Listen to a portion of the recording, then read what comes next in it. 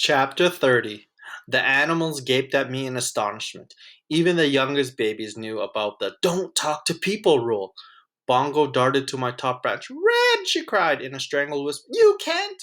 "Oh, but I can," I said. "What have I got to lose?" "But," as I was saying, I returned my attention to Stephen and Samar. They were staring at me, jaws dropped, eyes wide, as frozen as Flash had been not long ago. "We're dreaming," Stephen murmured, "right?" "At the same time?" Samar asked. "Is that possible?" "Pinch me," Stephen said. Samar complied. "Definitely felt that," Stephen reported. "Maybe it was a dream pinch," Samar suggested. "Excuse me," I interrupted. "I have 216 rings worth of wisdom to convey and not much time."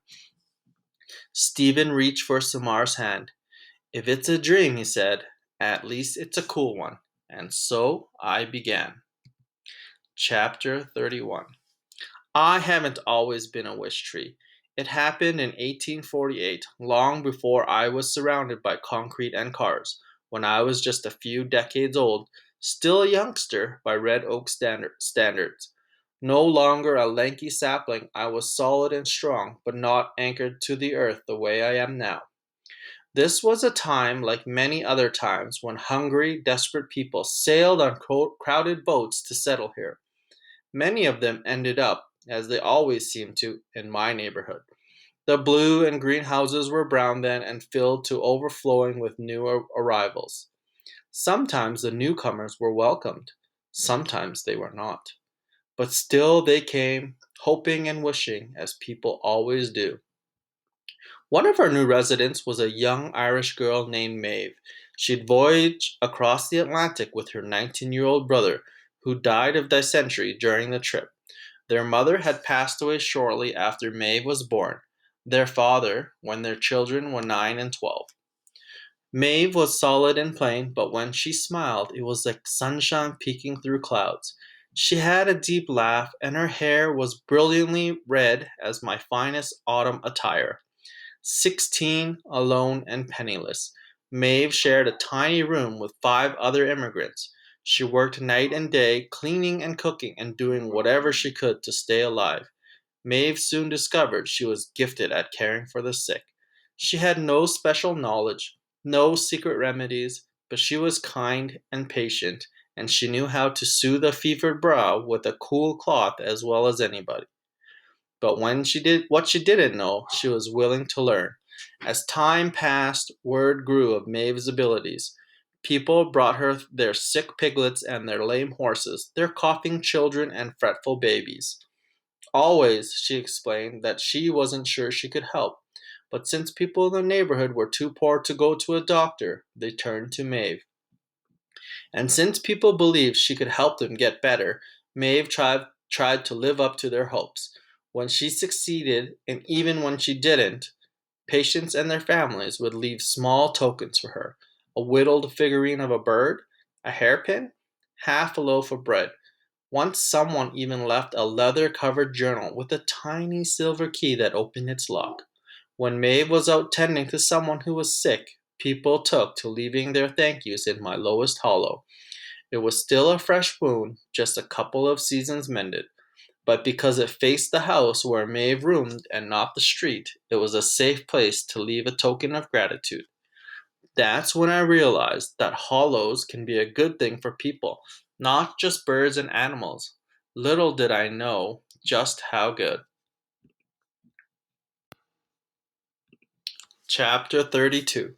The years passed, and Maeve became as connected to the neighborhood as I was, even as newcomers from other lands added their music and food and language to our little part of the world.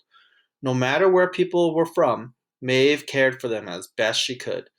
I grew tougher, my old limbs less pliable, my shadow longer. More trees and shrubs joined me, but there was plenty of sun for all of us, and we never wanted for water.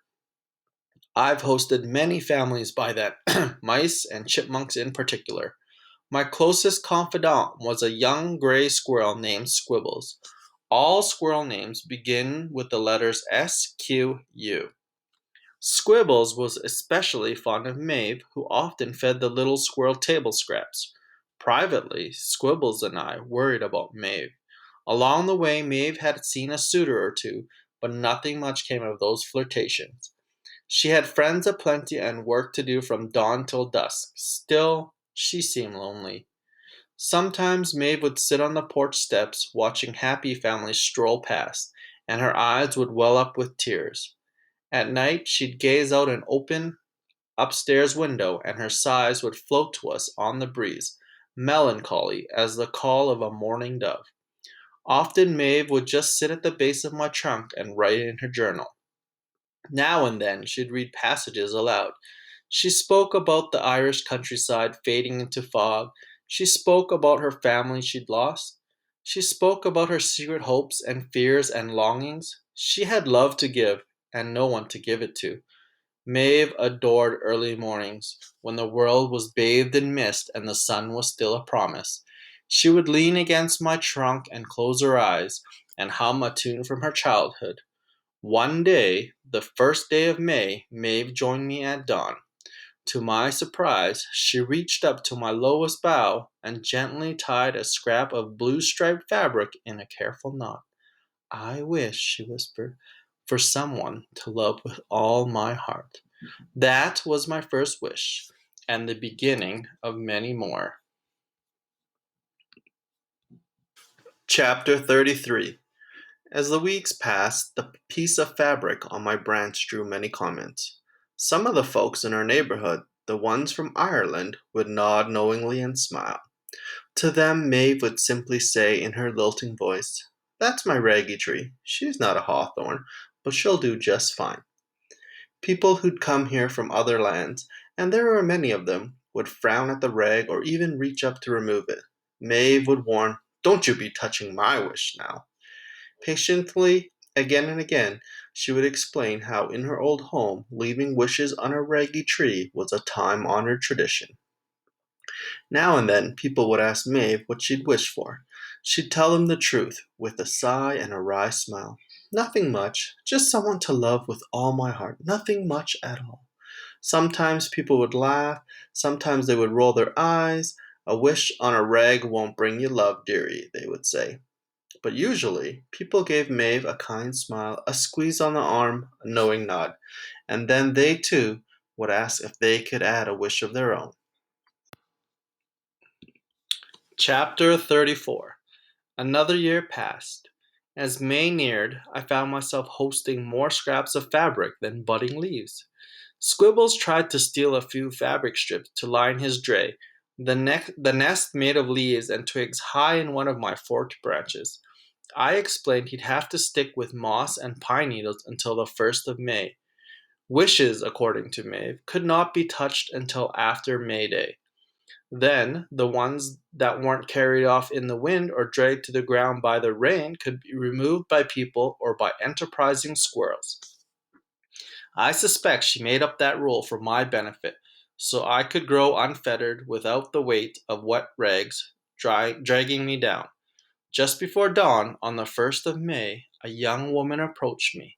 She had dark wavy hair and wore a tattered gray coat. In her arms was wrapped a bundle. "Psst," Squibbles whispered to me. "Here comes another wish, Red." But Squibbles was wrong. There was no wish. Swiftly, but with great care, the girl placed her bundle in my hollow. A thank you for Maeve, I realized. A loaf of bread, perhaps? The girl had probably been one of her patients. She was gone as quickly as she'd come. Like a hummingbird, I thought. There, then not there, like a gust of wind.